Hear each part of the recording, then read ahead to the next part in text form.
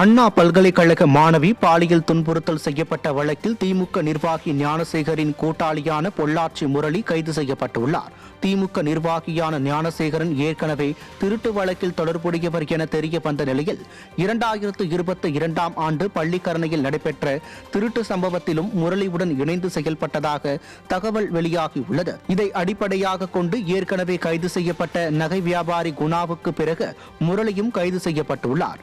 மாணவி பாலியல் துன்புறுத்தல் வழக்கில் தொடர்புடையவர்கள் மீது விடிய அரசு உரிய நடவடிக்கை எடுக்கவில்லை என குற்றச்சாட்டு எழுந்துள்ளது. கும்பகோணம் மன்னார்குடி சாலையில் கையகப்படுத்தப்படும் நிலத்திற்கு குறைவான இழப்பீடு தொகை வழங்குவதற்கு எதிர்ப்பு தெரிவித்த விவசாயிகளை காவல்துறையினர் மிரட்டுவதாக குற்றச்சாட்டு எழுந்துள்ளது.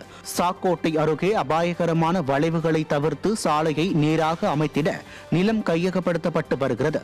இவற்றுக்கு விலை நிர்ணயம் பாரபட்சம் காட்டுவதாகவும் தரிசு நிலத்திற்கு சதுர அடிக்கு 2000 ரூபாயும் விளை நிலத்திற்கு 108 ரூபாய் நிர்ணயம் செய்ததற்கு அப்பகுதி விவசாயிகள் எதிர்ப்பு தெரிவித்தனர். இதனால் அலுவலர்களுக்கும் நில உரிமையாளர்களுக்கும் வாக்குவாதம் ஏற்பட்டது.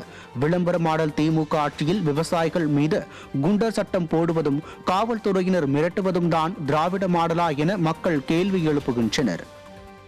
10 மீட்டர் அருகில் உள்ள தரிசு நிலத்திற்கு 2056 ரூபாய் என்றும் எனது விளை நிலத்திற்கு வெறும் 108 ரூபாய் என்றும் நிர்ணயம் செய்திருக்கிறார்கள்.